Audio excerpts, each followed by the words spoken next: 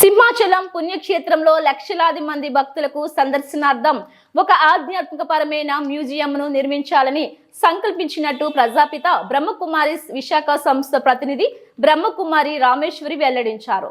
విజయ press club లో ఏర్పాటు చేసిన మీడియా సమావేశంలో ఆమె మాట్లాడుతూ ఈ ఆధ్యాత్మిక మ్యూజియంలో సనాతన ధర్మాన్ని అద్దం పట్టే విధంగా దేవతల విగ్రహాలతో పాటు సామాజిక విలువలు తెలియజేసే విధంగా అన్ని వర్గాల వారికి ఆత్మ జ్ఞానాన్ని బోధించే సుందర చిత్రాలను పెట్టాలని భావిస్తున్నామన్నారు.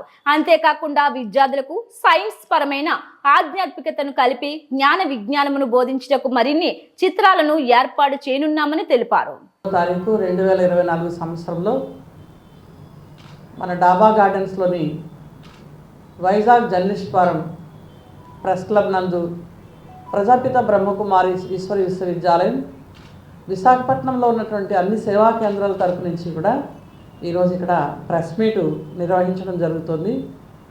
మా గౌరవనీయులైనటువంటి మీడియా మిత్రులందరికీ కూడా, ఎలక్ట్రానిక్ అండ్ ప్రింట్ మీడియా వారందరికీ కూడా మా హృదయపూర్వకమైనటువంటి నమస్కారాలు.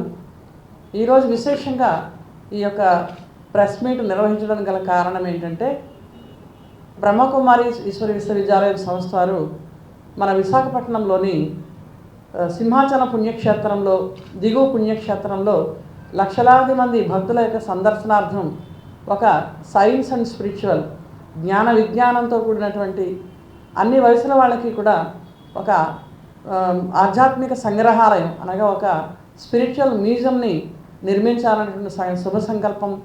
దాని తర్వాత పక్కనే భక్తులందరికీ కూడా సౌలభ్యం కోసం వాళ్ళందరి యొక్క ప్రథమ చికిత్స కోసం ఏమైనా